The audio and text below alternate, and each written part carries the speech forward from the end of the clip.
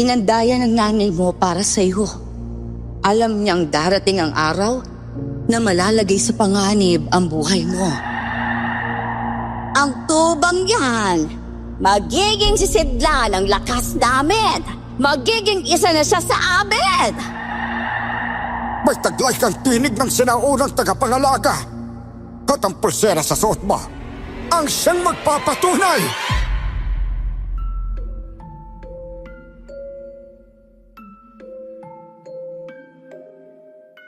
Magandang araw sa lahat ng tagapakinig ng channel na to. Masaya akong may bahagi ang aking lumang istorya. 5 taong gulang pa lang noon si Ason nang iwanan siya ng kanyang ina sa amin. Sabay kaming lumaki. Pero nung mag-16 ako, parehong namatay ang mga magulang ko. Kaya ako nang naging guardian ni Ason. Isa pa, kuba siya. Pero magkaganon man, mahal ko siya bilang kapatid. Sa paglaki niya, ay may napansin akong kakaibang bagay sa kanya. Kaya itinago ko ang pulseras na ipinatago sa akin ni nanay. At sabi niya, ibigay ko raw kay Ason kapag siya'y nasa panganib. Para maunawaan ninyo ang lahat, ako nga pala si Merly. At ito ang aking kwento. Bago ko simulan ang istorya, huwag kalimutang mag-subscribe bilang suporta sa ating channel. Bili na kayo! Bawang po kayo dyan! O Ason, ay ang sipag mo talagang nagtitinda ka ng bawang ah. Eh tsaka parang napapansin ko gumaganda kaya araw-araw ah. Ikaw talaga, Lolo Boyet. Palagi nilang ho akong binabole. Bili na po kayo ng bawang. Mura na lang po to sa inyo. Basta, huwag niyong sabihin kay Auntie Merly ha. Anong hindi sasabihin ha, Ason? Ay, anak ng tipaklong. Auntie naman. Nagugulat naman ho kayo Hay nako, bata ka. Kaya siguro palagi tayong lugi, ano? Kasi palagi may discount si Lolo Boyet sa'yo. Si Auntie talaga. Misa lang naman Saka mabait naman si Lolo Boyet sa atin Lagi niya tayong dinadalhan ng kamote. Naku, tama. May kamuti akong dala rito. O siya, sige. Bigyan mo ako ng 2 at ibibigay ko lahat to sa'yo, ha? Ay, talaga ho? Walang problema. Ilang kilo ho ba sa inyo? Paborito mo talaga yung mga kamote. O siya. Sige, wala na ako sinabi. Si Lolo Boyet lang ang may discount palagi, ha? Bawal na sa iba. Baka malugi na tayo. Ay, salamat po, Auntie Merly. Kaya love na love po kita Ay, sus! Biniro pa talaga ako. Basta, magluto ka ng kamote mamaya, ha? Kahit ngayon na po mismo, Auntie. Gagawan kita ng nilagang kamote. Teka lang. Meron na pala tayong mantika at asukal. Kaya magluluto ako ng kamote Q. Ay, nako. Sa sobrang tuwawa nakalimutan mo ng bawang ko. O siya, bigyan mo na lang ako kahit 1 kilo, iha. Lo? Pansin ko lang, bakit palagi kayong bumibili ng bawang? Madalas po ba kayong naggigisa? Naku, iha napaka-inosente mo sa mga bagay-bagay, ano? Alam mo kasi, itong bawang pangontra yan sa mga aswang at masasamang elemento. Tsaka nagagawa din itong manggamot. At tsaka siyempre, pampasarap at pampalasa ng mga ulam ko. Ha?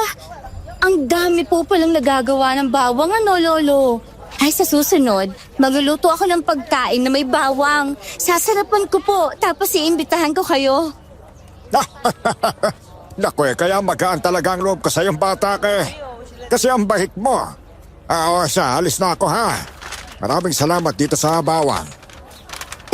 Mas marami rin hong salamat sa kamote nyo, Lolo. Sa uulitin po. Ingat ho kayo, ha? Salamat, iha. Ingat din kayo, ha?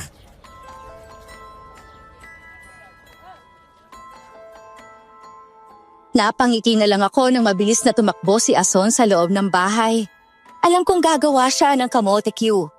Maganda at mabait na bata si Ason kahit kuba siya.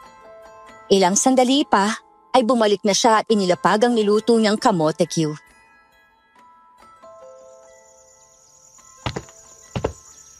Ito na po ang kamote Q special ko, Auntie.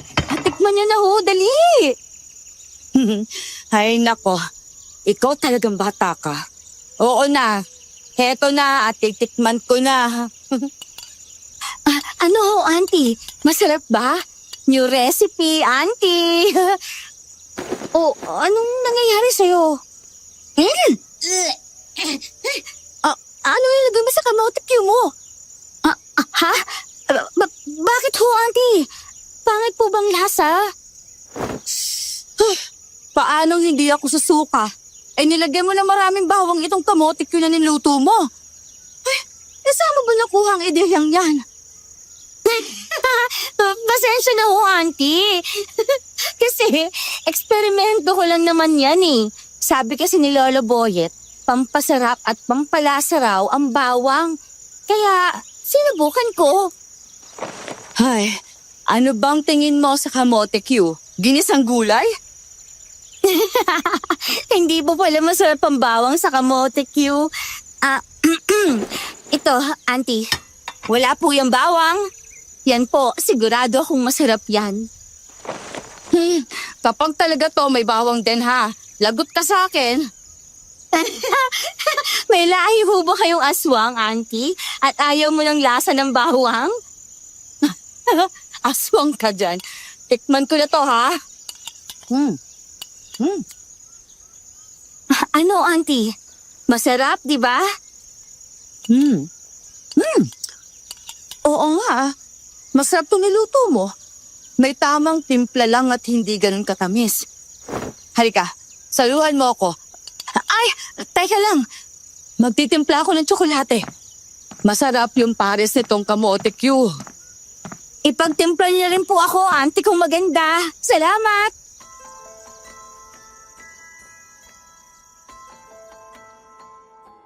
Natawa na lang ako sa kakulitan ni Ason.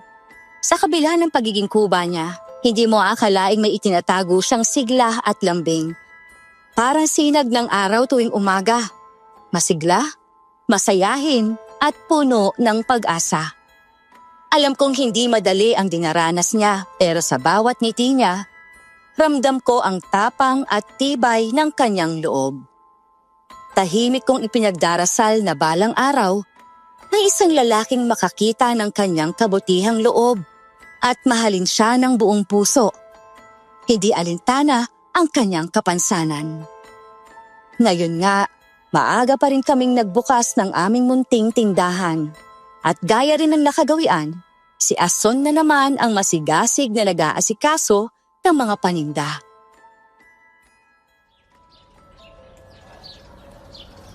Bili na kayo ng bawang! Mura lang to! Kalahating kilo ho. Ay sige ho, teka lang ha. Ayan, heto na ho. Maraming salamat. Ay, paano na lang ang buhay ko kung wala ka, Ason? Ay, si Auntie nagdadrama na naman. Siyempre ho, mabubuhay kayo ng normal. Magkakaasawa at anak. Ay, kaya nga po siguro nagtandamalas ka dahil sa akin. Kita mo naman, isa akong walang kwentang kuba. Ay, aray ko naman, Auntie! Bakit nananakit kayo? Nag-e-emote na nga ako rito Tapos, bigla mo nalang binababa yung tingin mo sa sarili mo. Ay nako, bata ka talaga, oo. Ay, hindi porke hindi ako nagkaroon ng pamilya at nagkaanak. Ikaw na ang dahilan nun. Ayaw ko lang ng sakit sa ulo. Bakit po, Auntie? Sakit ba sa ulo ang mga pamilya? Hindi ba't ang saya natin nung buhay pa sina nanay at tatay?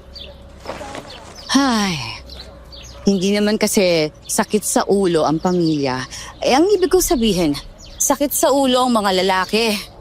Ay, nako, tama na nga itong daldalan natin. May gagawin pa ako sa kusina. Okay po, Auntie. Ako na po ang bahala dito sa tindahan.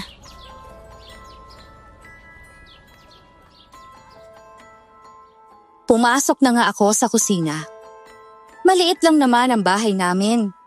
Kung kaya't ang tindahan namin sa labas ay konektado lang rin sa loob ng bahay. Kung may bibili o mag-uusap sa labas, maririnig ko rin dito sa loob. Nagbabalat ako ng mga bawang at hinihiwalay ko ang may maayos pang itsura sa mga may iitim na.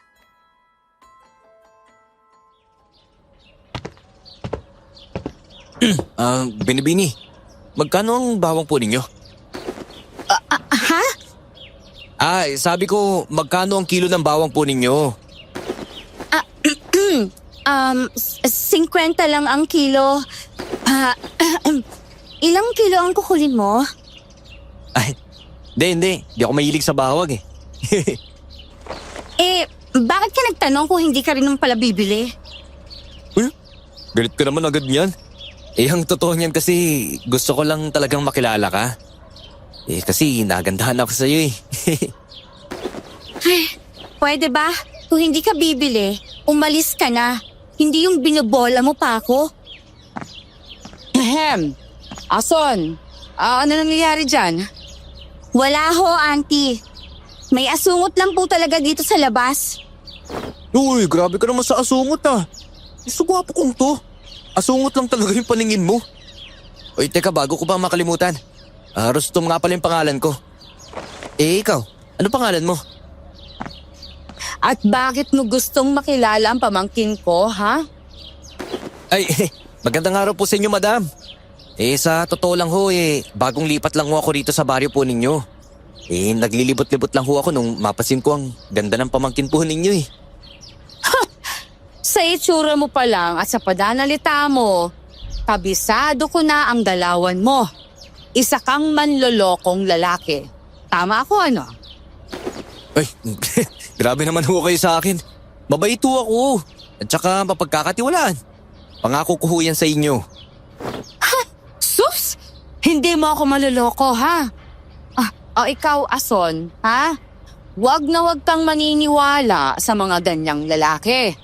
Katulad nga na sabi ko, sakit lang sa ulo ang mga lalaki. Opo, auntie. Narinig mo ba yon? Sakit lang kayo sa ulong mga lalaki. Kaya kung hindi ka bibili, pwede ka nang umalis dito sa tindahan namin. Grabe, ang sungit mo naman. Pero kahit masungit ka, basta ang ganda mo pa rin eh. Ason? O ang auntie mo na nagsabi ng pangalan mo ha. Kung paborito ko lang talaga yung bawang, pinakyaw ko na yan eh. Sayang talaga. Tapos ka na ba? Pwede ka na umalis. May customer na ako, oh. Aling bebang, bibili ho ba kayo ng bawang? 2 kilo lang ho, ano? Sandali lang po heto na ho ang bawang nyo. Salamat po. Uy, Ason, pwede ba akong mag-apply ng trabaho? Ay, walang bakanteng trabaho dito sa amin. Sa iba ka na maghanap. Wala naman hong bayad ang serbisyo ko eh. Tsaka magtatawag na lang ho ako ng customer. Ano ho, payag po ba kayo doon? Ay, kahit na libre pa yan. Hindi ako papayag.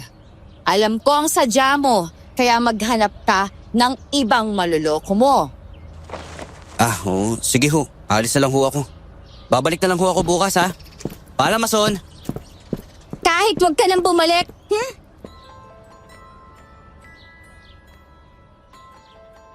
Naglakad ng papalayo si Rostom habang panay ang kaway sa amin. Tiningnan ko si Ason at nakita kong lungkot sa kanyang mga mata.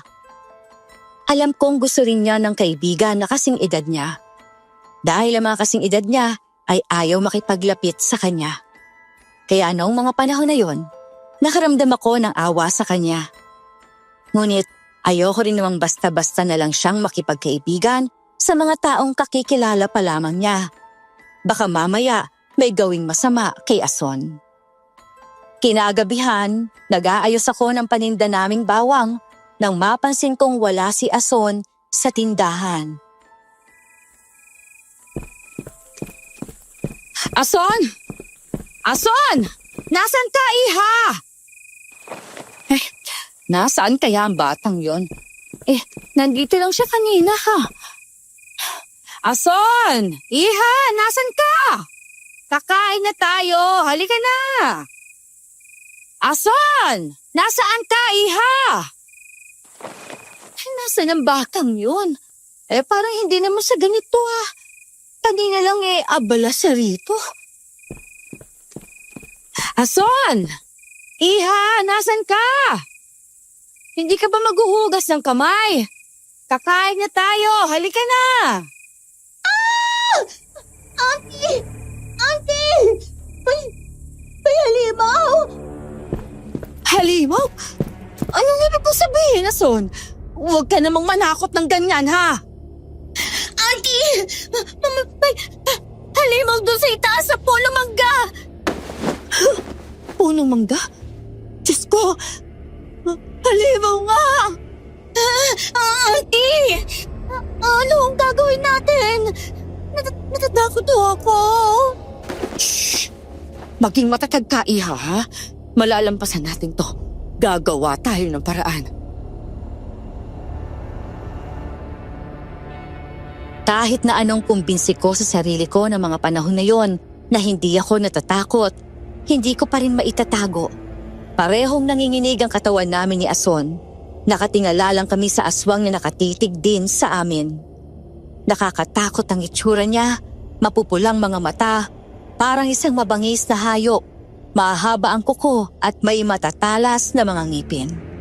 Malakas kaming napasigaw ni Ason nang tumalon ito para atakihin kami.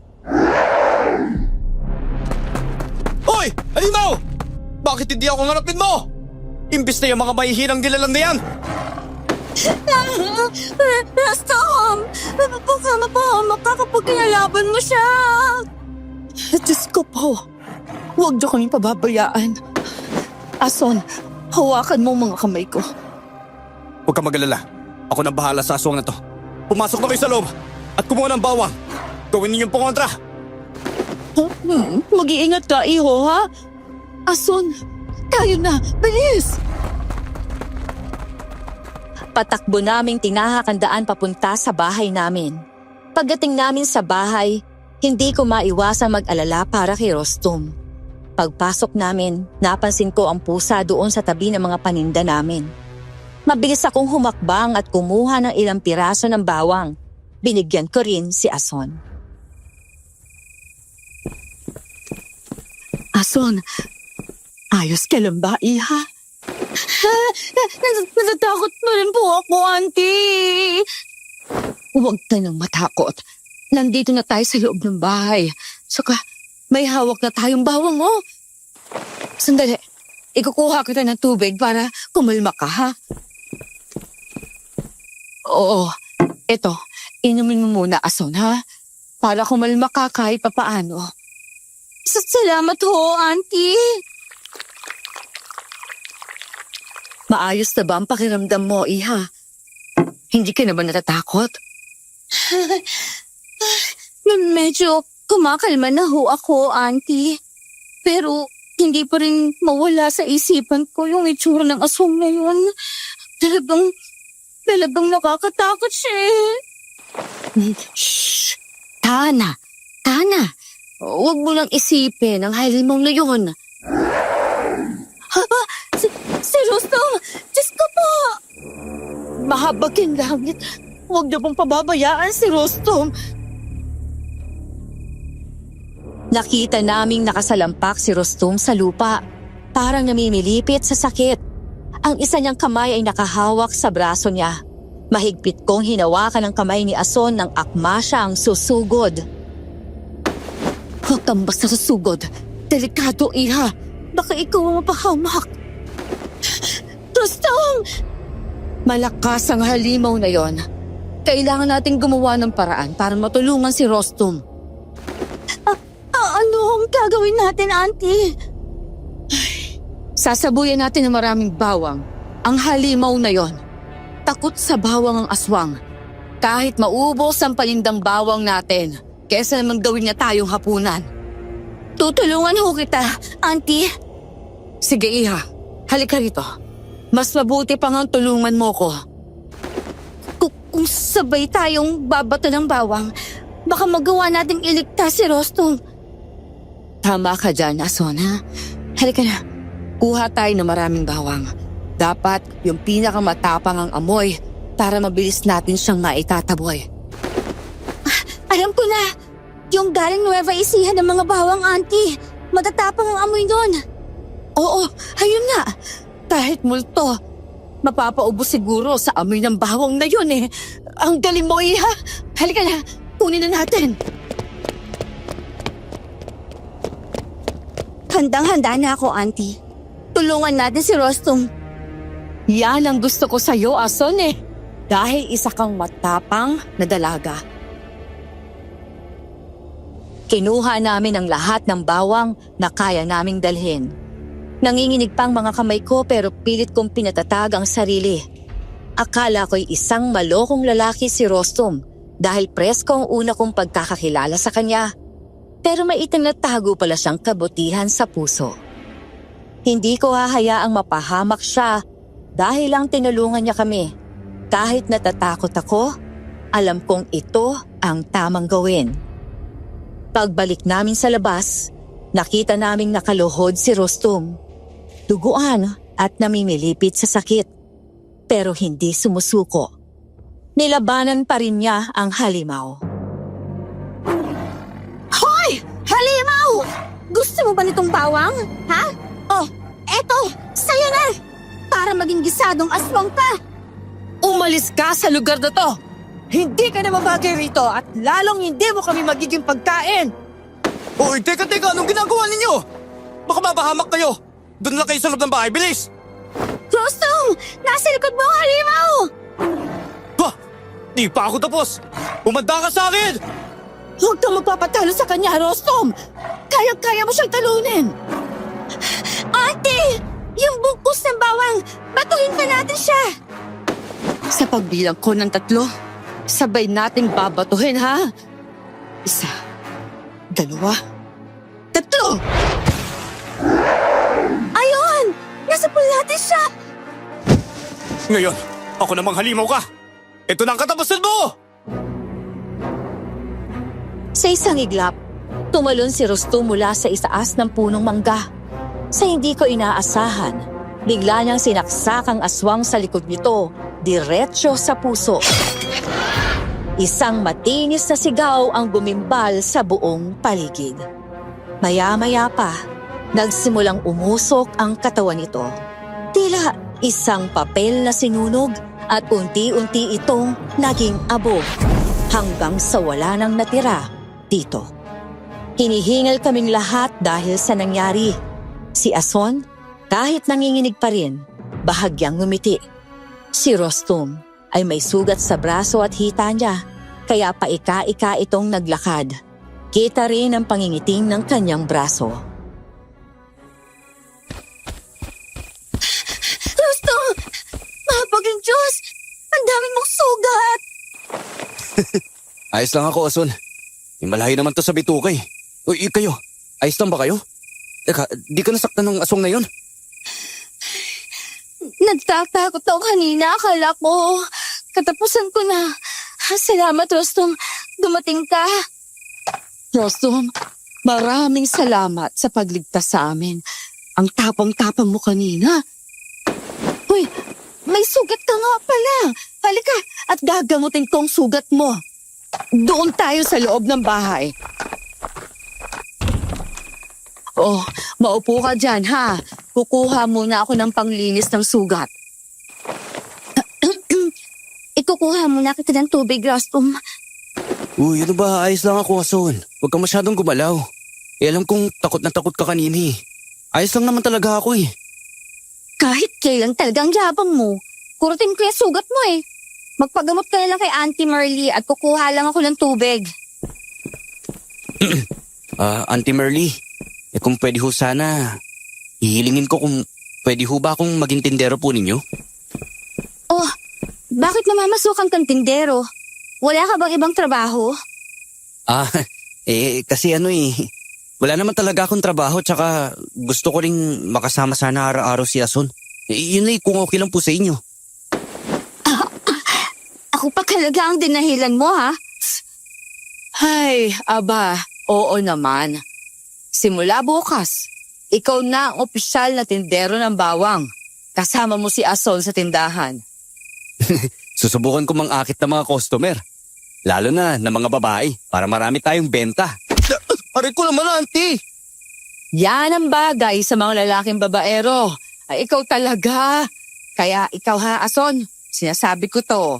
Huwag kang magpapadala sa matatamis na salita nitong si Rostom, ha? Opo, Auntie. Simula nung gabing yun, tinanggap ko na si Rostom bilang tindero sa aming maliit na tindahan. Sa umaga, tinutulungan niya sa pag-aayos ng paninda si Ason. Sumisigaw rin siya ng ganito para pang-akit daw sa mga customer. Marami ng mamimili ang lumalapit sa amin. Pati mga dalagang nagdaraan ay tumitigil para lang masulyapan ng tindero naming gwapo. Pero ang totoo, nararamdaman kong mabuti siyang bata. Mabait, maalalahanin at matapang na bihira na ngayong matagpuan sa iisang tao lamang. Samantalang, isang gabi, may natuklasan ako tungkol kay Ason. Ason, iha? Nagustuhan mo ba yung niluto kong pagkain? Talaga? Gusto mo ipagluto ulit kita? Sige, bukas ipagluluto ulit kita ng masarap na pagkain. Ason? Iha, sino ang kausap mo? Kayo ho pala, Auntie Merly. Ang pusa. Kausap ko siya, Auntie. Pusa pa lang, kausap mo. Kaya akala ko kung sino na. Pero, bakit? Parang naiintindihan mo ang pusa. Ay, matagal ko na pong naiintindihan na ang mga iba't ibang hayop, Auntie. Simula pa ho nung bata pa ako. Ason, sana mapanatili mong lihim ang kakayahan mong makipag-usap sa mga hayop. Baka kasi ibang isipin nila sa'yo eh. Huwag ho kayong mag-alala, Auntie Merly. Pananatilihin kong lihim ang kakayahan ko na to. Mabuti naman, iha. Ginagawa ko to para sa ikabubuti mo. Alam mo naman yun, hindi ba? Alam ko po, Auntie. At nagpapasalamat ako dahil nariyan ka palagi sa tabi ko. Nung gabing yon, mahigpit kong niyakap si Ason. Alam ko noon pa man na may kakaiba sa kanya. Lalo na nung ipagtatiwala ni nanay ang isang porselas sa akin na iniwan ng ina ni Ason para sa kanya. Habang yakap-yakap ko siya, napatingin ako sa labas ng bintana. Tahimik ang gabi, pero alam ko sa likod ng katahimikan na yon, may mga nagbabantang panganib. Kinabukasan, handang-handa na nga si Rostom na maging tindero ng bawang.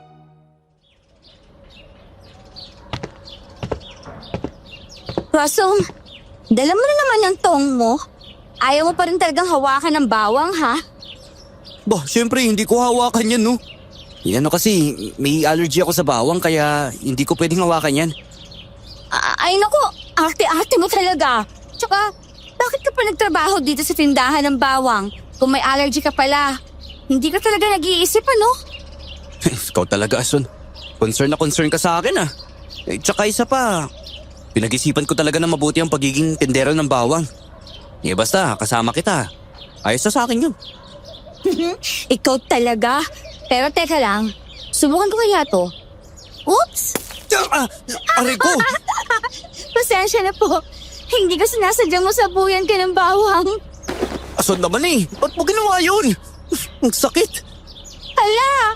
Pasensya na! Masakit ba, Rostom? Uy, pinibiro lang naman kasi kita eh. Basta wag mo nang ulitin yung ginawa mo, ah. Sakit kaya. Para kung nadikitan ng mantika eh. Hala! Uy, namumula nga. Parang napaso. Teka lang ha. Lalagyan ko ng ointment. Pasensya ko na talaga. Napasobra yata ang biro ko sa'yo eh. Ayos lang naman.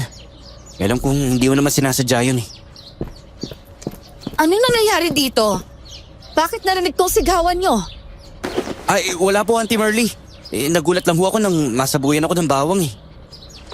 Auntie, tingnan niyo ho. Parang napaso po si Rostom dahil sa bawang na sinaboy ko. Parang ang weird niya. Patingin nga ako iyon ng kamay mong napaso. Ay, wag na po, Auntie. Hindi po ito malala. Ayos lang ho talaga ako. Huwag mo nang itago, iho. Sige na, huwag kang mahiya. Gusto ko lang tingnan para magamot yan. Ito po, Auntie Marley. Aba, may paltos na agad. Ay, bawang na naman yan ah.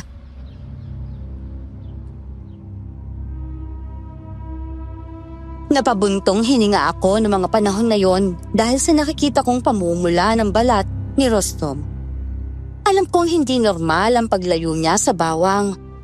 Para bang may itinatago siya, lalo na't iniiwasan niyang magtama ang mga paningin naming dalawa.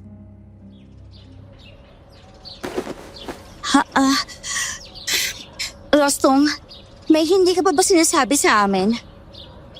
Ano bang sinasabi mo? Wala akong tinatago. Ayos na ako. Hindi ako nagbibiro, Rostom. Hindi normal ang reaksyon mo sa bawang. Walang tao ang takot sa bawang. Sa paningin ng iba, simpleng kaartihan lang yan. Pero ako, iba ang kutob ko sa'yo. Anong ibig mong sabihin? Totoo ba ang kutob namin ni Auntie Marley? Teka. Hindi ako masama. Maniwala po kayo sa akin. Wala pa akong sinasaktan tao. Inaamin mo ang isa kang aswang. Tama ba? Diyos ko! Isa pang aswang! Hindi ko akalain na ang kinatatakutan ko. Kasama ko pala palagi. O siya, aminin ko na. Isa akong dangga. Isang klase ng aswang na puro lalaki lang. Pero huwag kayong mag-alala. Dahil hindi ako nananakit ng tao. Pinili ko mamuhay bilang tao kaya hindi ako kumakain o pumapatay. Tsaka hindi po ako limaw. Dangda? Parang hindi ako makapaniwala na isa ka rin palang aswang, Rostom. Kung hindi pa kita sinabuyan ng bawang, hindi ko malalaman. Sana mapatawad niyo pa ako sa pagsisinungaling ko ha. Pero sana huwag niyo naman po akong paalisin dito. Bakit mo itinago ang pagiging aswang mo? Kasi natatakot ako na baka matakot ka sa akin. Nakikipaglapit na nga ako sa'yo eh. Tsaka gusto ko talaga mabuhay ng normal kagaya ng isang tao. At noong nilabanan mo ang aswang, halos ikamatay mo na. Pero hindi ka pa rin nagpalit ng anyo. Ganun ba kami tahalaga sa'yo, Rostom? Oo, Auntie Marley. Kahit na nga ba hindi pa natin lubos kilalang isa't isa. Parang panatag na po ang loob ko sa inyo eh. Kaya pala, kahit duwag ka kapag nakakita ka ng bawang. Pero tapang mo naman sa laban. Ay, Diyos ko. Hindi ko alam kung anong sinusubok mo sa amin. Pero masaya ako. At nakilala namin ang isang katulad mo, Rostom. Pero kung gusto niyo po, siguro aalis na lang po ako bilang tindero po ninyo. Ayoko may mangyaring masama sa inyo eh. Hindi ka namin pinapaalis ha? Tsaka hindi namin tatalikuran ang taong tumulong sa amin. Hindi lahat ng aswang masama. At hindi lahat ng tao mabuti. Sa dami ng pinagdaanan natin, ang importante kung sino ka sa puso mo. At saka, okay lang sa akin kahit may buntot ka, Rostom. Uy, wala nga akong buntot no. Tigilan mo nga ako, Ason. Sinaulo ka talaga. Sige na nga. Pero promise, hindi na kita bibiglain na budburan ng bawang. Siguraduhin mo yan ha. Ito ang pangako ko sa'yo. Pero hindi ko sinabi ngayon na yon. Okay? Kaya humanda ka. Bubudburan kita ng bawang. Sus! Di mo kaya mabulid. Hay nako, para akong may maliit na anak dahil sa pinaggagawa ninyo. Masaya ako dahil nagkaroon na rin ng kaibigan sa wakas, si Ason. Nakikita kong masaya siya kapag kasama si Rostum. Ang hindi ko lang napaghandaan nung gabing yon na bukod sa amin, ay may iba pa palang nakakaalam ng pagiging aswang ng binata. Binisita ako ni Lola Momay sa tindahan ko. Wala noon si Rostum at Ason dahil inutusan ko silang kumuha ng mga halamang gamot sa may batis.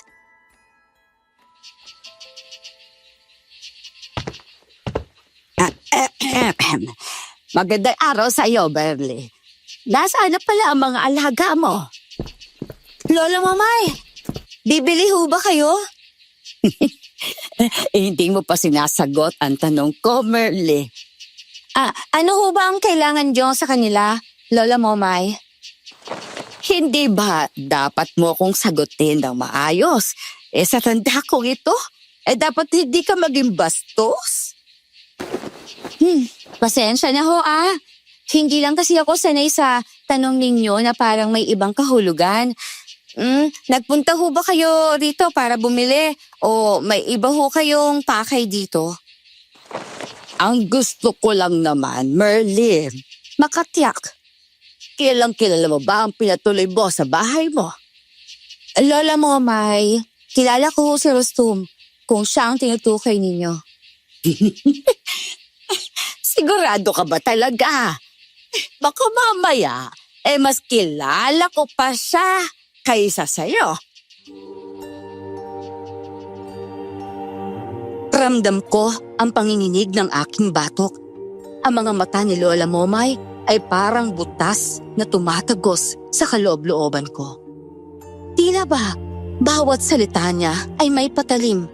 Sa uri ng pananalita niya, alam niyang isang aswang si Rostum. Sa mundong ito, isang maling salita lang, matutumbok agad ang sikreto mo. Kaya pinili kong manahimik na lang kaysa sagutin siya. Yon ang ikinainis niya.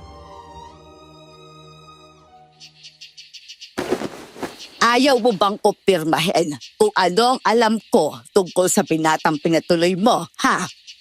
Nakakatuwang panoorin ang bibig mong tikom, halatang may itinatago.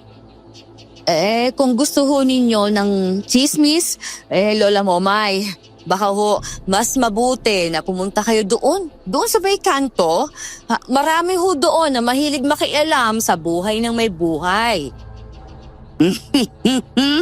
Hindi ito chismis, Merly. Isang babala ang gusto kong iparating sa inyo. Ang itinatago mo ay hindi mo kayang itago habang buhay. Wala ho akong alam sa sinasabi ninyo. At lalong wala akong itinatago. Dahil hindi ako mahilig sa mga maling akala at sa pantaha lamang. Tandaan mo to, Merly. Kapag sinira ng isang aswang ang katahimikan ng baryo na to, lahat ng kakampi niya magiging kabilang sa gulo. Ay, nakakatawa ho kayo, Lola Momay. Kakaiba kayo magbanta, ha? Pero ito lang ho ang masasabi ko. Kung may gawin man siyang hindi maganda, ako mismo ang magpapalaya sa kanya. Ngunit kung wala, lalaban po ako para sa kanya. Tandaan mo, Merly. Walang halimaw ang may mabuting puso. Baka balang araw, magising ka na lang na nagsisisi dahil mas kinampihan mo siya. Tumalikod si Lola Momay at naglakad na papalayo. Marahas kong naisara ang pinto ng tindahan. Akala niya yata bibigay ako sa mga patama niya. Hindi ko kayang ipagkanulo si Rostum. Alam kong hindi niya kayang manakit ng mga tao. Noong mga panahong yon, may mabigat akong kutob sa mga pagbabanta ng matandang hilot sa lugar namin. Hindi lang basta bantang salita ang dala niya, ngunit parang may binabalak din siya. Ilang sandali pa, Bumalik na sina Rustom at Ason mula sa batis. May bitbit silang mga halamang gamot.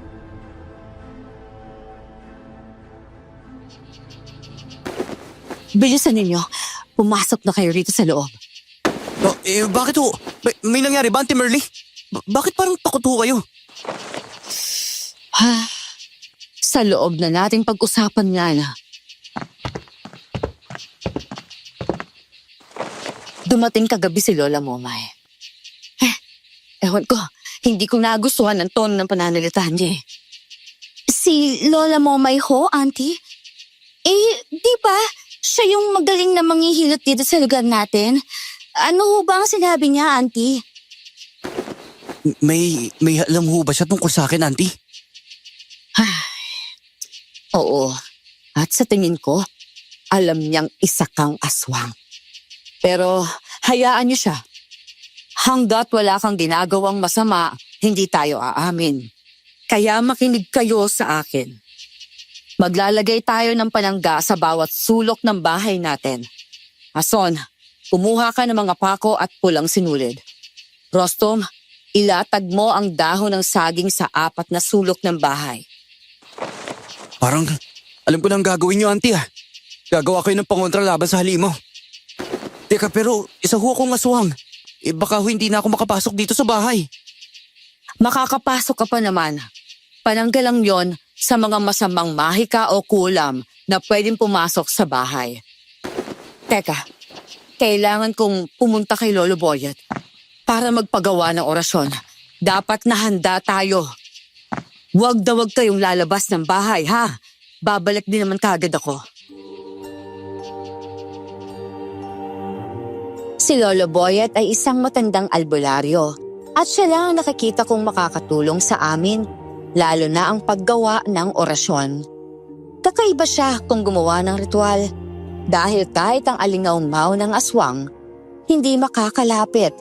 Kaya naman, hindi na ako nag-aksaya pa ng oras at sakay ng bisikleta ko, pumunta ako sa dulo ng baryo dahil nasa gitna ng taniman ng mga palay ang kubo ni Lolo Boyet. Ilang sandali pa, nakarating na ako sa bahay niya. Tahimik ang paligid. Bukas ang bintana nang sumilip ako. Nakita ko si Lolo Boyet, nakaupo at may hawak na libro.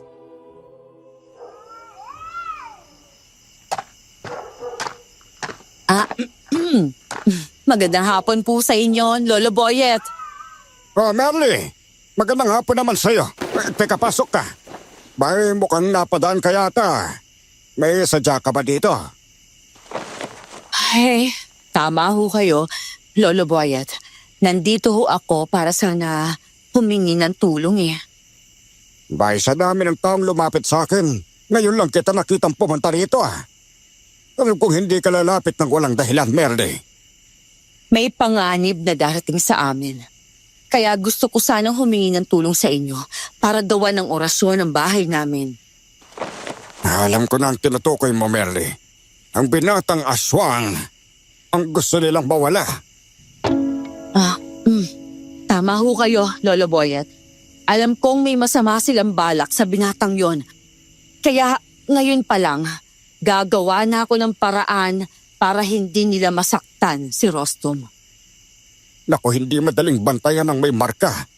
Pero sige, gagawa ko ng paraan para hindi makalapit sa inyo masasamang elemento. Maraming salamat ho sa tulong ninyo, Lolo Boyet. Tatanawin ko ho itong malaking utang na loob. Ay naku, wag mo nang isipin yun. Abay, parang pamilya na rin ang turing ko sa inyo. Dalhin mo sa akin ang lupa mula sa 4 na sulok ng kinatitirikan ng bahay nyo. Bago lumubog ang araw, dapat matapos ko na ang orasyon.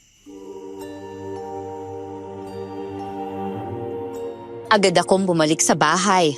Wala kaming sinayang na oras.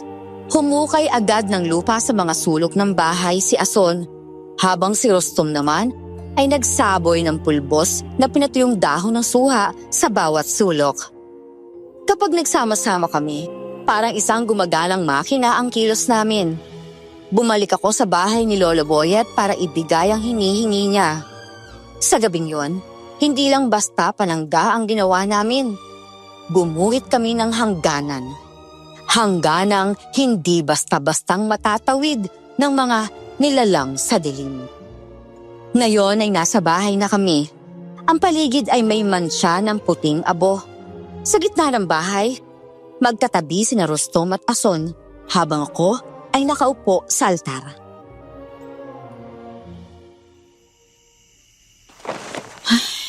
Sana, huwag na tayong gambalain pa ni Lola Momay.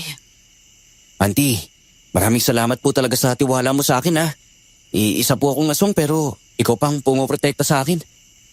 Huwag mong isipin yan, Rostom. May mabuti kang puso, kaya ka namin pinoprotektahan. Hindi kita tinanggap para lang pabayaan. Magtulungan tayo hanggat kaya natin. Nako, handa po akong lumaban, Auntie Merly.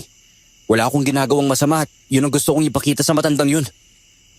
Ako rin, lalaban din ako.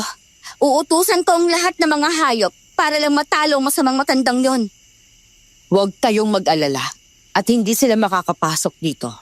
Hanggat buo ang paniniwala natin sa isa't isa. Mas matibay tayo kesa sa kanila. Tama ho kayo. Basta magsama-sama po tayo. Walang makakatalo sa atin.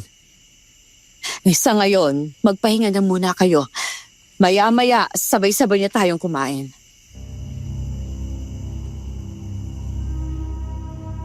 Pagkatapos kumain, nagpahinga na kami. Sa gabing yon, napagtanto ko, hindi ako pumuprotekta sa kanila. Sila ang nagturo sa akin kung paano manindigan. Sa kabila ng lahat, kaya pala naming harapin ang kahit anong laban. Basta't magkasama kami at buo ang tiwala namin sa isa't isa. Kinabukasan, pagsapit ng gabi, mahimbing ang tulog ni Rostom at Ason. Nagkakape ako habang nakatingin sa labas ng bahay. Nagulat ako nang marinig ang nahihirapang boses ni Ason. Tinungo ko ang kanyang silid at nakita siyang nagpapabaling-baling ng ulo sa unan na para bang may masama siyang napapanaginipan. Ason, gumising ka! Gumising ka! Huwag! Huwag! Ason! Ason, gising! Gumising ka na! Natakot po ako! Andito na ako, ha? Ason, panaginip lamang yon. Walang mangyayaring masama sa'yo. Nakita ko si nanay. Nandito siya sa isang madilim na lugar. Napanaginipan ng nanay mo? Anong sabi niya sa'yo? Sinabi niya, kailangan ko raw humanda. May kukuha raw po sa akin, Auntie. Hindi ko alam kung ano o sino, pero takot na takot ako. May kukuha sa'yo? Opo, tsaka sabi po niya, matutulungan daw ako ng bagay na iniwan niya para sa akin. Ang porselas daw, Auntie. Yun daw po yung magiging protection ko. Diyos ko! Totoo nga ang sinabi ni nanay sa akin noon.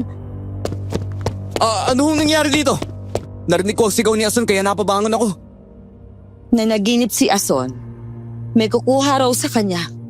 Hindi natin alam kung sino, pero sisiguraduhin natin na walang makakakuha sa kanya. Naku, mas malakas ang kutob ko na si Lola Momay ang may masamang balak kay Ason. Teka, ayos ka lang ba? Hindi ko na alam ang gagawin ko, Rostom.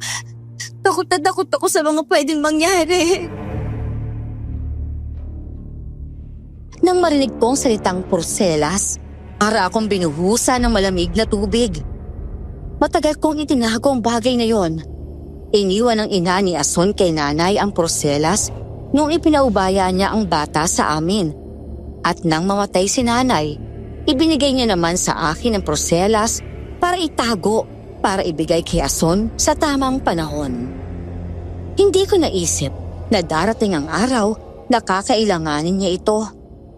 At ngayon na nga siguro ang takdang panahon para maibigay yon sa kanya.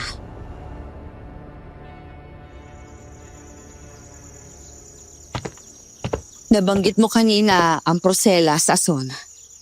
Yon ang makakatulong sa'yo para hindi ka makuha ng kung sino mang nilalang sa dilim.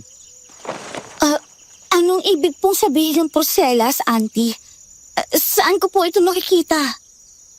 Ay, Ason, matagal ko nang gustong sabihin sa'yo to. Pero pinili kong maghintay ng tamang panahon at sa tingin ko, kailangan mo nang malaman ito. May kinalaman ho ba yan sa pagkatao ni Ason, Auntie Merly? Oo, Rostom, magkaibigan ang mga magulang namin. Ason, iniwan ng mama mo ang isang porselas sa akin. May kakayahan daw itong protektahan ka, pero gagana lang ito kapag ikaw mismo ay handa nang harapin ang takot diyan sa puso mo. Ibig sabihin, totoo lahat ng yon? Hindi lang yan basta panaginip? Ibig sabihin, kahit wala na si nanay, pinaprotektahan pa rin niya ako. Sa mga pinagdaanan natin, hindi na ako magugulat na isang gabi may umatake na lang bigla sa amin. Pero anong klaseng kapangyarihan ang meron sa pulseras na yun, Auntie Merly? Hindi ko alam ang buong kwento tungkol sa porselas na yan. Pero sinabi ng kanyang ina, kapag nasa panganib ang buhay niya, ilagay ko lang ito sa kaliwang pulso niya at huwag tatanggalin hanggang hindi pa tapos ang banta. Auntie, natatakot ho ako. Anong klaseng panganib ang kakaharapin ko? Huwag kang matakot. Nandito lang kami sa tabi mo at hindi ka namin pababayaan.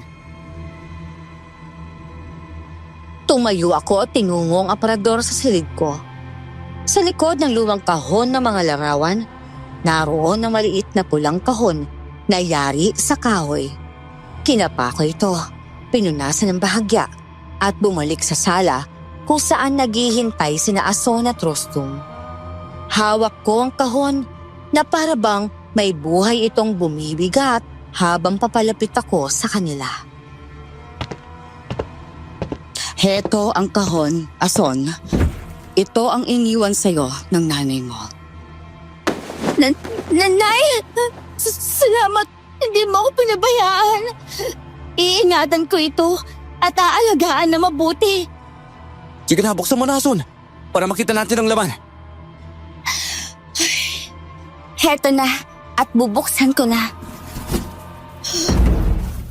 Kakaiba ang porselas na to. Nakita ko itong kumikinang ang mga maliliit niyang bato sa ilalim ng buwan. Porselas yan na may kasamang proteksyon para sa'yo. Gawa sa mga batong hindi basta nakukuha kung saan-saan. At ang sinulid dyan ay galing sa hibla ng buhok ng nanay mo. Hibla ng buhok ni nanay? Pero bakit parang isa itong gintong buhok? Parang naririnig ko si nanay. Para bang nasa tabi ko lang siya. Sinasabi ko na nga ba, hindi ka ordinaryong tao, Ason. Auntie, natatakot ho ako. Hindi mo kailangan matakot, Iha. Hinandaya ng nanay mo para sa iyo. Alam niyang darating ang araw na malalagay sa panganib ang buhay mo. Habang isinusuot niya ang porselas, ramdam kong pag-iba ng ihip ng hangin. Bigla na lang na lumamig ang paligid. Parang may nagising na lumang alaala o lihim na matagal lang natutulog. Si Rostum, bagamat tahimik, alam kong ramdam din niya ang pagbabago ng temperatura sa buong bahay. At si Ason, nakita ko sa mga mata niya ang tapang na hindi ko pa nakita noon. Handa na ako, Auntie. Kahit ano pang nilalang ang darating para kunin ako, hindi ako makakapayag. Siyempre hindi ka mag-iisa, no? Nandito kami ni Auntie Merly. Handa kami maging karamay mo. Pero Iha, kailangan nating mag-ingat. Kung tama ang kutob ko, hindi lang panaginip ang nakita mo. Isa yung babala. Yun din po ang naiisip ko, Auntie. Nakita ko sa panaginip ko na madilim ang lugar pero may boses na umaalingaw. May naglalakad sa paligid ko. Sabi niya, kapag lumapit ang anino, huwag akong tumakbo. Harapin ko raw. Yung anino ba? May mukha ba? Wala eh. Pero pamilyar ang presensya niya. Parang may galit sa akin at gusto niya akong kunin. Ason, sa susunod na maramdaman mong may papalapit sa'yo, kahit na makakita ka ng anino, isuot mo agad ang porselas at hawakan mo ang puso mo.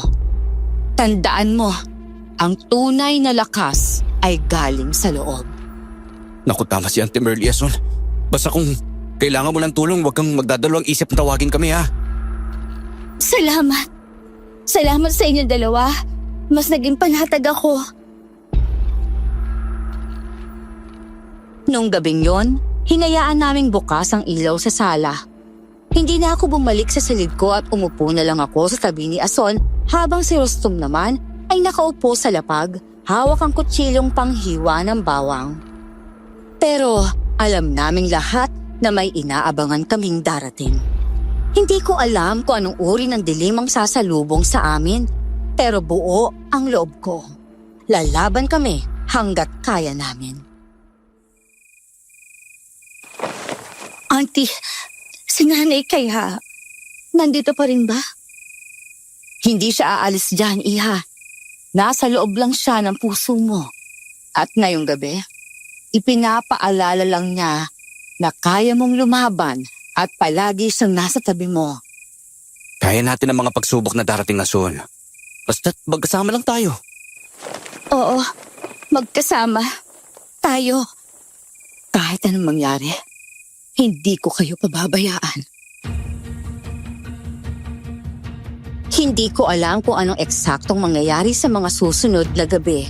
Pero ngayong nakita ko si Ason na may tapang sa kabila ng takot, alam kong handa na rin ako. Handa na kaming harapin ang kahit anong dilim, kahit pa mula sa mga multo ng nakaraan. Sapagkat sa bawat takot, may pagkakataong lumaban. At sa bawat paglaban, nandun ang isang alaala ng inang minahalang anak, higit pa sa sarili niyang buhay. Makalipas ang 3 araw, nabalitaan namin ang nangyari sa baryo. Nanindig ang balahibo ko dahil sa aking nalaman. Auntie, totoo ba ang nangyayari sa bayan natin? Natatagpuan daw na wakwak ang laman loob ng mga nawawalang hayop. Oo, Iha. At ang pinaghihinalaan nila, aswang ang may gawa ng lahat ng yun. Pero, hindi naman nila tinuturo si Rostom na siya may gawa, hindi ba? Ay, yun din ang iniisip ko eh. Baka ipahid nila ang mga nangyayari sa akin. Hindi ka nila dapat pagdudahan, Rostom. Hindi mo kayang gawin ng ganon, di ba? Ay, kailanman. Hindi ko gagawin yun, no. Nagpapasalamat nga ako sa inyo ni Auntie Merly. Alam kong naniniwala kayo sa akin. Pero kasi minsan, kahit hindi ikaw ang may kasalanan, ikaw pa rin ang huhusgahan ng mga tao eh. Lalo na kapag nalaso ng mga isipan nila. Kaya dapat na mag-ingat tayo. At higit sa lahat, manalig tayo sa Diyos. Mas nagiging malakas din tayo kapag alam nating wala tayong tinatapakang iba. Kahit anong mangyari, hindi kita iiwan. Pangako yan, Rostom. Hindi ko inaasahan ang bigat ng mga susunod na araw. Sa bawat oras, tila ba, mas lumalawak ang mga problema. Maraming hayop ang nawawala. Tapos, matatagpuan na lang, wala nang laman loob. Ang baryo'y nabalot ng takot. Wala nang gustong lumabas ng bahay pagsapit ng dilim. Ilang gabi na rin akong hindi makatulog. Binabantayan ko sina Ason at Rostom. Hindi dahil sa pagdududa, kundi dahil sa pangambang baka bigla na lang atakihin kami nang hindi kami nakapaghanda. Isang gabi, nagulat ako nang makarinig ng ingay sa labas ng bahay. Kaya dali-dali akong dumungaw sa may bintana. Hindi ba't sinabi ko na sa inyo noon pa? May aswang nasa paligid natin. At nakita ko kung sino siya. Tama si Roger. Aba, hindi ko na kaya pang itago ang katotohanan. Lalo na sa mga nangyayari ngayon sa ating baryo. Rostom, lumabas ka riyan. Huwag ka na magtago sa likod ng mga babae na yan. Ano bang pinagsasabi ninyo? Walang ginagawang masama si Rostom. Lahat ng pinagsasabi ninyo, kasinungalingan lang. Tama na po. Hindi siya masama.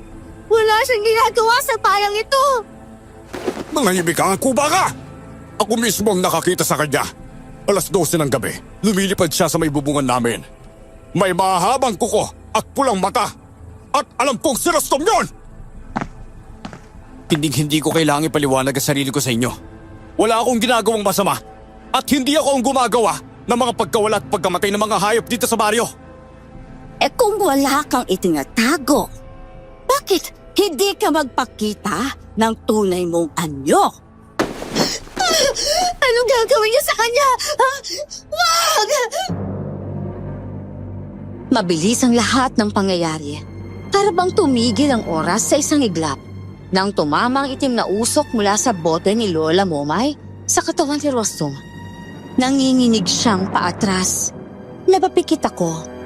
Umaasang hindi totoo ang iniisip ko. Pero hindi ko na mapigilang huminga ng malalim nang makita kong nag-iba siya ng anyo sa harapan mismo ng mga tao. Nagkulay-abo ang balat ni Rostom. Humaba ang mga kuko at ang mga mata niya ay nagliliyab na parang apoy. Hindi siya umatake sa mga taong naging dahilan ng paglabas ng tunay niyang anyo. Hindi siya sumigaw, bagkus tumakbo siya papalayo sa kanila. Parang binibiyak ang puso ko ng mga sandaling yon. Dahil hindi isang tao ang nakikita nila, kundi isang halimaw. Ayan! Aswang nga! Nakita niyo na! Tama kami, hindi ba? Tugisin ang halimaw na yan!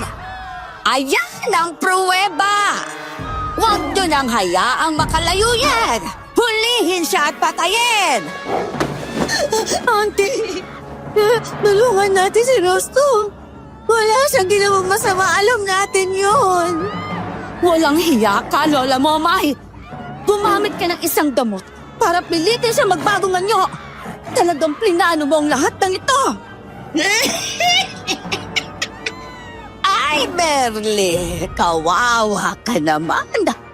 At saka, kaunting gamot lang naman ang isinahabol ko sa kanya eh.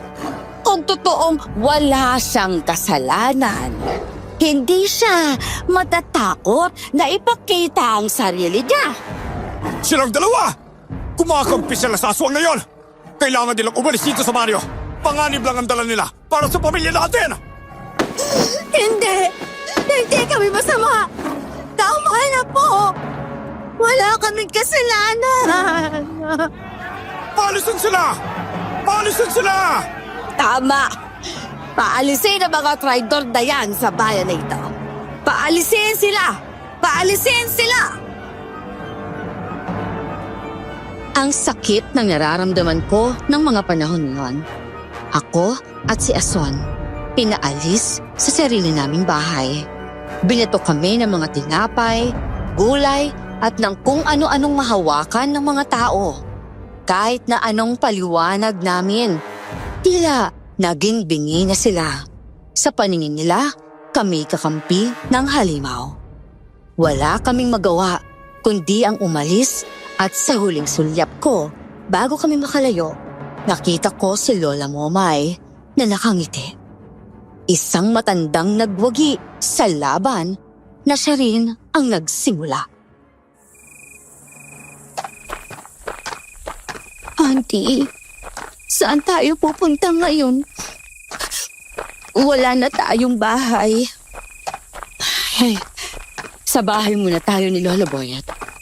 Alam niyang hindi masamang aswang si Rostom. Kaya tutulungan niya tayo. Sana lang maayos ang kalagayan ng batang yon. Sana po makita natin ulit si Rostom. Sana ligtas siya. Makikita natin siya, Iha. Manalig lang tayo. Lalaban tayo. Pero sa paraang hindi tulad ng kanila. Nanay, sana gabayan mo po kami. Hindi lahat ng aswang ay masama, Ason. At hindi lahat ng tao ay mabuti. Sa pananaw natin ito, malalaman kung sino talaga ang halimaw.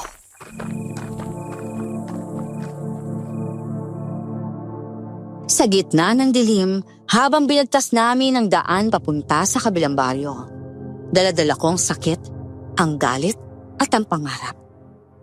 Pangarap na sana, balang araw, hindi takot ang magiging pamana ng mga tao sa baryo dahil sa mali nilang paniniwala, kundi tapang. Tapang na tingnan ang katotohanan, kahit masakit, kahit mahirap tanggapin. Sa bawat hakbang palayo sa mga taong naniniwala sa kasinungalingan, sisiguraduhin kong babalik kami. At sa pagbabalik namin yon, hindi na kami matatakot. Sapagkat kahit ang isang aswang, may kakayahang magmahal at ipagtanggol ang mga tao. Ang tunay na halimaw ay yung tumatawa habang nasusunog ang puso ng iba.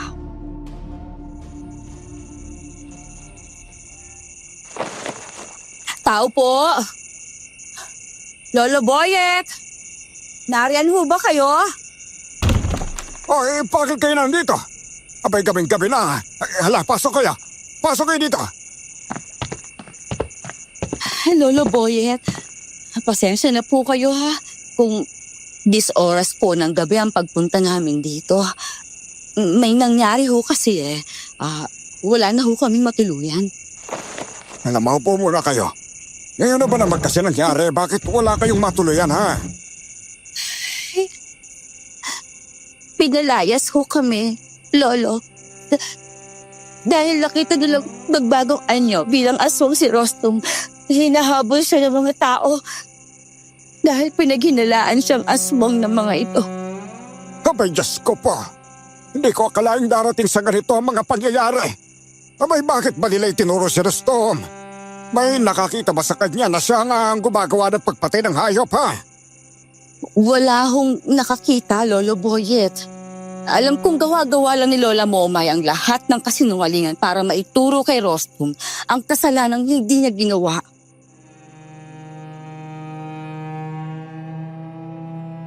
Habang nagsasalita ako, nakarinig kami ng yabag sa labas ng bahay ni Lolo Boyet. Naging alerto agad kami. Mahigpit niyang hinawakan ang itak at dahan-dahang lumapit sa pinto. Sino yan? Teka, ako po ito. Si Rostom. Rostom? Ikaw ba talaga yan, iho? Opo. Nagpunta ako sa bahay nila Auntie Merly. Pero wala po sila roon eh. Alam kong ikaw ang pupuntahan nila. Rostom! Ikaw nga! Oo, ako nga to, Ason. Tsaka huwag kang tumakbo, baka madapa ka eh. Salamat, Panginoon ko! At ligtas ka! Kayo Auntie Merly, ayos na po ba kayo? Ayos lang kami, iho. Halika, maupo ka. Mabuti naman at magkakasama na tayo. Sobra akong nag-alala sa'yo, iho. Ay, naku, mabuti na lang ho. Nakatakas at nakapagtago ako kaya hindi ako inabutan ng mga tao. Teka lang, ha? At ipaghahanda ko kayo ng mainit na tsa. Alam ko magiging mahaba pa sa inyo ang araw na ito eh. Kumuha nga ng maiinom si Lolo Boyet habang naghihintay kami sa maliit niyang sala. Masaya akong makita na magkasama na ulit kaming tatlo. Alam ko sarili kong lalaban ako hanggang sa dulo, basta't nariyan sila sa tabi ko. Ilang sandali pa, inilapag na nga niya ang tsaa sa mesang gawa sa kahoy.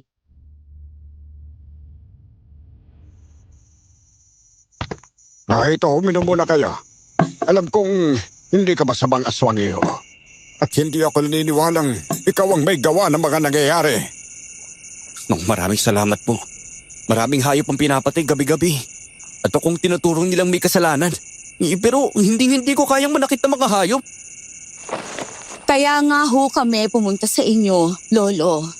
Gusto naming malaman kung sino talagang may gawa ng lahat ng ito. Ayoko magtago habang ang totoong halimaw ay malayang gumagala.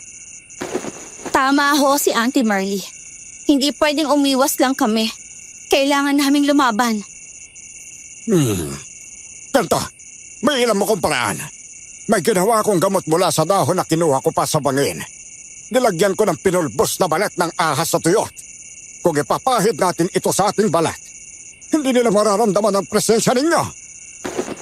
Kahit ni Lola Momay? Oo, Merly. Kaya lang, hindi ito magtatagal ng higit sa 1 oras. Kaya dapat mabilis ang kilos ninyo. Naku, Eddie. Kailangan lang naming malaman kung sino talaga ang may kagagawan ng lahat ng ito. Napalunok ako nang marinig ko si Ason. Noon lang ulit siya nagpakita ng ganong tapang. Inilabas niya ang lumang porselas na iniwan ng ina para sa kanya. At isinuot niya ito. May kakaibang liwanag ang mga bato nito kapag hawak niya. Nilapitan niya ang uwak na nakaabang sa sanga ng punong kahoy. Talagang ang isang mahiwaga si Ason kahit nakuba siya. Makalipas ang ilang saglit ay sumenyas na si Ason sa amin. Tumayo si Rostong. Kinuha niya ang kutsilyong may ukit na galing kay Lolo Boyet. Nagpahid kami ng pulbos sa balat. At ilang sandali pa, nakarating na kami malapit sa bahay ni Lola Momay. Yan ang bahay na mangkukulam na yon, Auntie. Tahimik ang paligid. Pero may nararamdaman akong kakaiba. Tingnan mo ang paligid, Rostom. May mga buto, kalansay na manok, baboy, at Diyos ko, parang may bungo ng aso. May umuungol sa loob. Teka lang, parang may anino. Nabalig na kay Rostom ang galit ng mga tao. Kaya hindi na mapipigilan si Roger sa pagkain ng mga hayop at mga tao. Si Mang Roger? Tama nga talaga ang kutob ko ng gabing yun. Isa nga talaga siyang aswang. Kaya pala, gustong-gusto kang idiin ni Mang Roger para hindi siya mabisto. Talunanon. Isa siyang talunanon na aswang. Malakas ang uri nila dahil hindi sila tinatablan ng mga orasyon o ritual na proteksyon. Ibig sabihin, kahit may proteksyon ng bahay, panigurado makakapasok siya. Eh yun ang uri nila eh. Walang pakiramdam, gutom palagi, at marunong magpanggap. Tara na, umuwi na tayo. Bago pa mawala ng bisa ang pulbos. Ngayong alam na natin ang kalaban, makakagawa na tayo ng plano para talunin sila. Ang mga sugat sa katawan, nagagamot. Hindi kami perpekto. May mga lihim na itinatago, may mga takot. Pero hindi yun sapat na dahilan para husgahan ng kapwa. Ngayon, hawak namin ang katotohanan. At sa oras na yon, alam naming hindi na kami magtatago pa dahil haharapin na namin sila. Malalim ng gabi, tulog na ang lahat nang makaramdam ako ng uhaw. Kaya bumangon ako at uminom ng tubig. Ngunit nagulat ako nang makita ko si Ason na buhat-buhat ng isang aswang. Ason! Saan mo dadalhin ang pamangkin ko? May halimaw, Rostong, lalabayin! Kailangan namin ng kubang ko! Bitawan mo si Ason! Papatayin kita, kalimaw ka! Hindi ka na siya mababawi pa! Diyos ko, si Ason! Nakuha ng halimaw na yon. Anong gagawin natin? Merly, huwag ka magkalala at mababawi natin si Ason. Kailangan natin magtulungan ngayon. Hindi ko sila mapapatawal kung may gawin sila masama kay Ason. Ano ba, hindi tayo pwede magbukbok lang? Kumilos na tayo bago pa sila ang may gawing masama kay Ason! Nagkatotoo nga ang babala ng kanyang ina sa kanya, Rostom. Lola Boyet, iligtas natin si Ason. Hindi ko hayaang may gawin sila kay Ason. Kung kailangan ko mamatay, gagawin ko yon. Basta may ligtas ko lang siya. Maganda na kayo! Hindi natin alam kung gaano karami ang ating kaharaping halimaw. Pero isa lang ang sigurado. Hindi tayo basta-basta susuka! Diyos ko, Ason, iha. Kapit lang. Ililigtas ka namin. Ay, tsaka magdala tayo ng maraming bawang. Hindi para magluto ha. Kung hindi para pupatay ng halimaw. Ito rin. Gumawa din ako ng ritual para hadlangan ang itim na kulang. Panahon na para gamitin ko ang kalabag kong ito. Hindi lang ito laban para kay Ason. Laban ito para sa buong baryo. Para sa katotohanang ibinibintang nila kay Rostom. Huwag po kayong matakot, Auntie Merly. Magkakasama naman tayo sa laban. Mga ibon, mukhang gusto nilang sundan natin sila. Ramdam ko pa ang itim na enerhiya nila. Ayun na! Habang tinatahak namin ang makitid at madilim na daan patungong gubat, ramdam ko ang tibok ng puso ko. Gusto kong sumigaw. Gusto kong makita si Ason kahit hindi pa kami nakakarating sa pinagdalhan sa kanya ni Mang Roger. Pero pinilit kong kumalma. Si Rostom, seryoso ang muka. Parang layong gutom na handang umatake. Si Lolo Boyet naman, tahimik din ngunit matatag. Tangan niyang isang maliit na sisidlan na tila may liwanag na umaalon mula sa loob. Isa lang ang gusto kong mangyari. Hindi ko hahayaan na maagaw sa amin si Ason. At ilang sandali pa, nakarating na nga kami sa kanaroroonan ng mangkukulam at aswang. Ason! Nandito kami! Ililigtas ka namin! Huli na kayo! Ang lakas ng tugon na kubak to ah! Babaguhin niya ang mundo ng mga kagaya namin! Hindi kayo mananalo! Hindi lahat ng tao madaling paikutin ang katulad mong halimaw! May liwanag pa rin kaming pinanghahawagan! Liwanag! Ilusyon lang yan na mahihina ang loob. Ang totoong lakas nasa puso nyo. Ang galit, ang kasakiman, yun! Ang totoong lakas! Ibalik niyo si Ason! Isa kang duwag na halimaw ka! Galingan mo ang pakikipaglaban, Pirata! Hindi mo ako kayang talunin! Subukan mo ang labanan nito. Matandang albularyong walang kwenta. Sa ngalan ng liwanag at katahimikan, isinusumpa ko ang kasamaan mo! Mabilis na sinugod ni Rostom ang halimaw. Nagpalitan sila ng suntok, ngunit mas malakas si Mang Roger. Kaya natamaan siya ng matatalim nitong mga kuko. Nasugatan siya pero tuloy pa rin siya sa pag-atake. Samantalang si Lolo Boyet naman ay nasa gitna ng bilog na ginuhit niya gamit ang asin at tabo. Pinagpapawisan siya habang pinipigilan ng itim na kulam ni Lola Momay. Nagsimula akong gumapang papunta kay Ason na nakahiga sa gitna ng altar na gawa sa ugat at dahon. Wala itong malay. Habang papalapit ako, ang puso ko parang puputok sa sobrang kaba. Ason, gumising ka na. Andito na ako. Huwag kang bibitaw ha. Ililigtas ka namin. Auntie, ang sakit. At ang ingay sa loob ng ulo ko. Parang sasabog. Kumapit ka lang ha. Magpakatatag ka.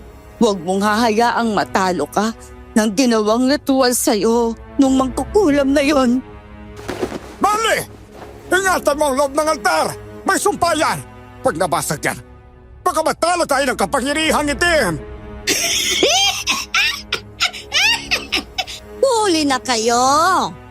Ang tubang yan! Magiging sisidlan ang lakas namin! Magiging isa na siya sa amin! Hindi siya magiging kagaya nyo! Hindi siya katulad ninyo! Hindi ko papayagang mangyari yun! Tagitak na yan! Saan mo nakuha yan? Huwag mo nang itanong pa! Dahil ito ang papatay sa'yo! Tama ng kasamaan ninyo! At nung mga panahong yon, nakaramdam ako ng kakaibang takot dahil sa nag-aapoy na galit sa mga mata ni Ason. Umalingaw-ngaw ang boses niya. Mataas, matinis, parang kampanang wawasak sa bawat tainga ng makakarinig. Nabingi at napasigaw ang mga nilalang sa gabi. Pumutok ang mga tainga nila sa lakas ng alingaw-ngaw ng sigaw niya. Tumilapon si Mang Roger palayo habang napahawak sa dibdib si Lola Momay at nabitiwan ang kandila niya. Ason! Anong ginagawa mo? Hindi ko alam. Parang may boses na nagsabi na palayain ko raw ang sakit sa pamamagitan ng pagsigaw ko. Talaga kang may huwaga ka, Ason. May taglay kang tinig ng sinaunang tagapangalaga. Isang hiyas sa panahong puno ng kadiliman. At ang pulsera sa suot mo, ang siyang magpapatunay. Hindi! Magiging akin na porselas na yan! Tumigil ka na, Lola Momay! Dito na matatapos ang kasamaan mo!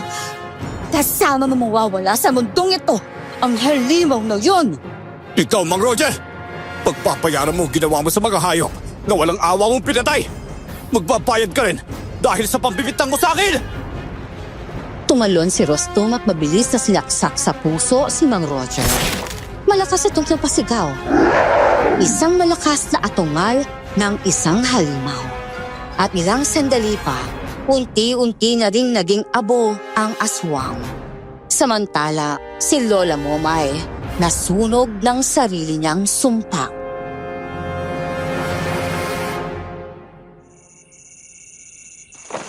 Tapos na ang lahat. Wala na sila. Auntie Merly, malaya na tayo. Oo, Apo. Tapos na ang lahat. Pero marami pang susunod na mga pagsubok sa inyo. At ngayon, alam kong handa ninyong harapin ang lahat ng ito.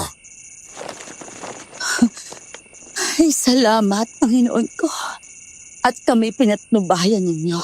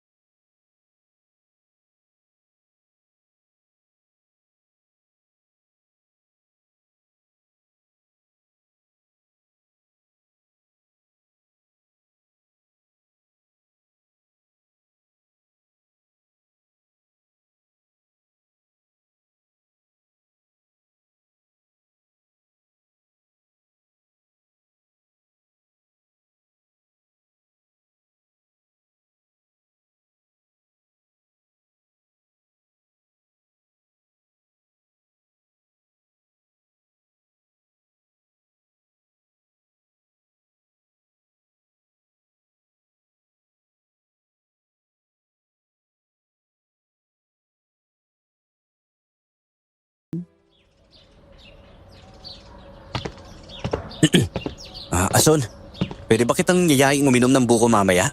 Diyan lang sa kabilang kanto. Sige ba? Basta, ikaw ang taya, ha? Ay, oo naman no. Ako ang lalaki. Kaya ako ang dapat gumastos. Ay, teka lang ha. Magpapaalam muna ako kay Auntie Merly. Auntie Merly, pwede ko bang isama mamaya si Ason? Diyan lang ho sa may kanto. Wala namang problema, iho. Basta, umuwi kayo na maaga, ha? Wag na wag magpapagabi sa daan. Wala pong problema, Auntie. Naku, maraming salamat po sa pagpahip po ninyo ha. Ang saya-saya ko. Salamat sa pagpayag, Auntie Merly. Tsaka, Salamat din sa pag-aya mo sa akin, Rostum. Mahal kita, Ason. At kahit ano ka pa, wala akong pakialam sa sasabihin ng ibang tao, no? Basta ang mahalaga, siyempre, ikaw at ako. Naku, simula ngayon, ako na ang sasalo sa kahit anong sakit na ibabato sa'yo. Basta, hayaan mo lang akong manatili sa tabi mo, ha? Noong una, ayoko talaga kay Rostum para sa kanya. Itinuring ko na kasi siyang pamangkin at malapit na siya sa puso ko. Sino ba naman ang hindi mangangamba kung isang aswang ang magkakagusto sa kanya? Alam ko namang mabait si Rostum, kaya lang gusto kong patunayan niya na mahal nga niya si Ason. At sa bawat araw na lumilipas, pinatunayan niyang hindi ang anyo o pinagmulan ang sukatan ng pagkatao. Kaya kalaunan, tinanggap ko na ang binata para sa aking mahal na dalaga. Pero bago ko ipagkatiwala ng buo si Ason, gusto ko munang itago ang hiwagang daladala niya para maging normal ang pamumuhay nila.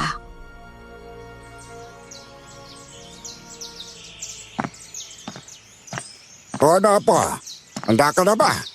Ikatali ko ang pulseras na magsasara ng iyong lakas para hindi ka na rin matuntun ng mga masasamang nilalang. Handa na po ako, Lolo. Gusto ko lang ng tahimik na buhay. Sapat na po yun para sa akin. Uy, Ason, hindi mo kailangang itago kung sino ka. Pero kung ito ang paraan para mabuhay tayo ng tahimik, susuportahan talaga kita. Iha, kahit ano ka pa, ikaw pa rin ang batang inalagaan ko noon. Hindi yun mabubura ng pagiging kakaiba mo.